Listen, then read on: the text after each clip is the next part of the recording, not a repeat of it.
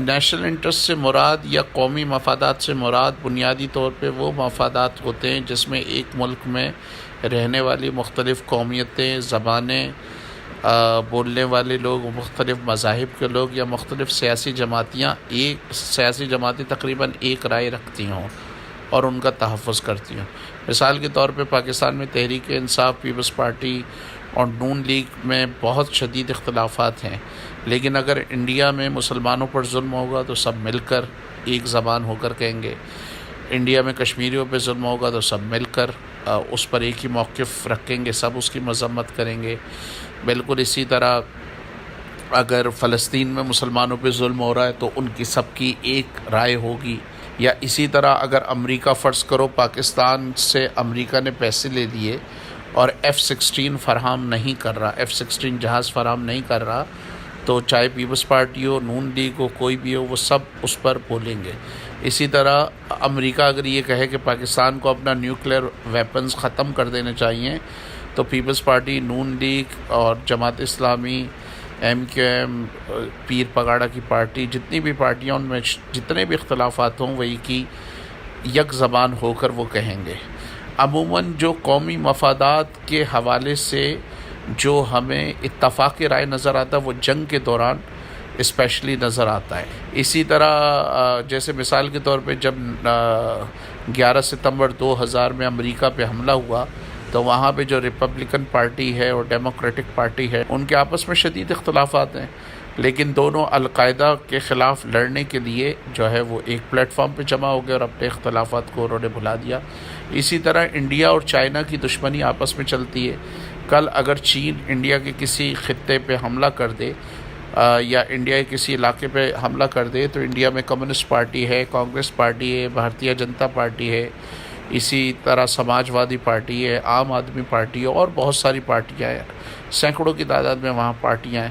لیکن جب چائنا اگر ان پر حملہ کرتا ہے تو وہ سب ایک زبان ہو کر اس کا تحفظ کریں گے۔ پاکستان میں اب جیسے قومی مفادات، ہمارا نیوکلیئر پروگرام ہے، ہماری سلامتی کے ایشو ہیں، ہماری فوج ہے، فوج پر کوئی بات ہوگی تو اس کو آپ جو ہے اس کا بھرپور دفاع کریں گے۔ اسی طرح روس کا قومی مفاد، چین کا قومی مفاد یہ ہو سکتا ہے کہ چین میں تو ویسے مختلف پارٹیاں نہیں ہیں، اگر چین میں مختلف پارٹیاں ہوتی بھی فرض کرو اور وہ آپس میں اختلاف بھی رکھتی، لیکن چین کا ایک صوبہ الگ ہو کر ایک الگ ملک بن گیا ہے، تائیوان چین کا صوبہ ہوا کرتا تھا، لیکن چین کی یہ پالیسی ہے کہ جی وہ صوبہ ہمارا ہے اور ہم اس کو اپنے ساتھ ملائیں گے۔ اب کوئی بھی اگر ملک کہتا ہے کہ تائیوان ایک الگ ملک ہے تو چین کی ساری پارٹیاں مل کر اس کی مخالفت کریں گی۔ تو اس کا مطلب ہے قومی مفادات بنیادی طور پہ ایسے مفادات ہیں جس میں ایک ملک میں جتنی بھی سیاسی جماعتیں ہوں اس پر ان کا ایک ہی نقطہ نظر ہو اور وہ اس پر اختلاف نہ کریں۔ جس طرح پاکستان میں ساری سیاسی جماعتیں، کشمیر میں انڈیا ظلم کرتا ہے تو اس پر احتجاج کرتی ہیں، مسلمانوں پہ ظلم ہوتا ہے احتجاج کرتی ہیں، محمد صلی اللہ علیہ وسلم کی شان میں گستاخی ہوتی ہے اس پر وہ احتجاج کرتے ہیں، تو یہ ہمارے قومی مفادات کے خلاف ہے۔ وہ کہے کہ ہم جو ہے وہ نیوکلیئر پروگرام ختم کر دیں تو ساری سیاسی جماعتیں اس کی مخالفت کریں گی۔ اب قومی مفادات میں بہت سارے مفادات ہو سکتے ہیں، جیسے معاشی مفادات۔ مثال کے طور پہ پاکستان میں ہر گورنمنٹ سعودی عرب سے تعلقات اچھے رکھنا چاہتی ہے۔ کیوں اچھا رکھنا چاہتی ہے؟ کیونکہ پاکستان کے لاکھوں ورکرز جو ہیں وہ سعودی عرب میں کام کرتے ہیں، وہ یہاں پہ پیسہ بھیجتے ہیں، ہمیں ڈالر بھیجتے ہیں جس سے ہماری معیشت چلتی ہے۔ تو اگر سعودی عرب ہم سے کوئی ڈیمانڈ کرے گا، کوئی مطالبہ کرے گا تو نون لیگ بھی اس کو مانے گی، پیپلز پارٹی بھی مانے گی اور PTI بھی مانے گی، کیونکہ یہ ہمارے قومی مفادات کے عین مطابق ہے۔ اسی طرح فرض کرو کل یورپی یونین کے جو 29 ممالک ہیں وہاں پاکستان کی بہت ساری ٹیکسٹائل جاتی ہے، پاکستان کے سرجیکل گڈس چاہتے ہیں، پاکستان کے اسپورٹس ویئرز چاہتے ہیں، مثلا فٹ بال وغیرہ ہم بھیجتے ہیں، سرجیکل گڈس بھیجتے ہیں، جیکٹ بھیجتے ہیں، ٹاول بھیجتے ہیں اور دوسری چیزیں۔ کل یورپی یونین اگر ہم سے کہے کہ جی آپ ہماری یہ بات مانیں تو وہ گورنمنٹ نون لیگ کی ہو، پیپلز پارٹی کی ہو، جماعت اسلامی، کسی کی بھی ہو، وہ ان کے ان مطالبات کو مانے گی۔ کیوں مانے گی؟ کیونکہ ہمارا معاشی مفاد اس میں ہے۔ قومی مفادات کا ایک اہم کمپوننٹ ہوتا ہے معاشی مفادات۔ تو ساری حکومتیں، ساری پارٹیاں جو ہیں وہ سعودی عرب کی بات کیوں مانیں گی؟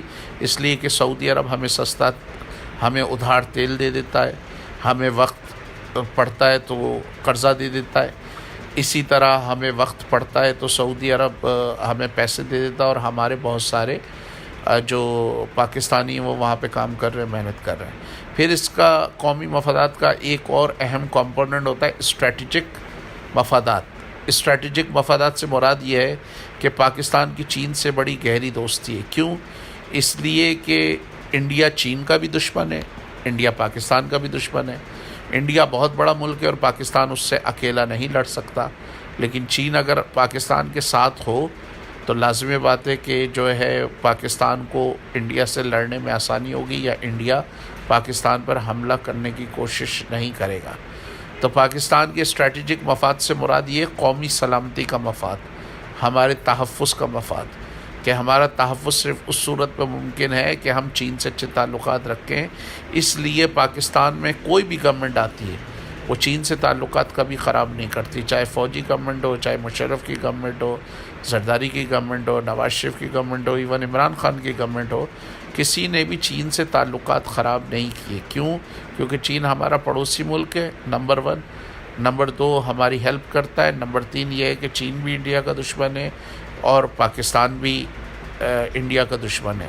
تو کیونکہ ہم دونوں انڈیا کے دشمن ہیں، یہ ہمارا اسٹریٹجک مفاد ہے یا ہمارے تحفظ کا مفاد ہے، سیکیورٹی کا مفاد ہے کہ ہم چین سے اچھے تعلقات رکھیں۔ امریکہ نے پاکستان کی تاریخ میں کئی دفعہ یہ کوشش کی کہ ہمارے چین سے تعلقات خراب ہوں، لیکن ہم نے بات نہیں مانی اور ہمیشہ ہم نے چین سے تعلقات اچھے رکھے۔ اور اقوام متحدہ میں جب بھی کوئی مسئلہ ہوا چین کے خلاف، تو کبھی بھی ہم نے چین کے خلاف ووٹ نہیں دیا، نہ ہم نے چین کو کبھی ناراض کیا۔ تو یہ دو بنیادی طور پہ قومی مفادات کے اہم کمپوننٹس ہوتے ہیں، ایک معاشی مفادات اور ایک اسٹریٹجک مفادات۔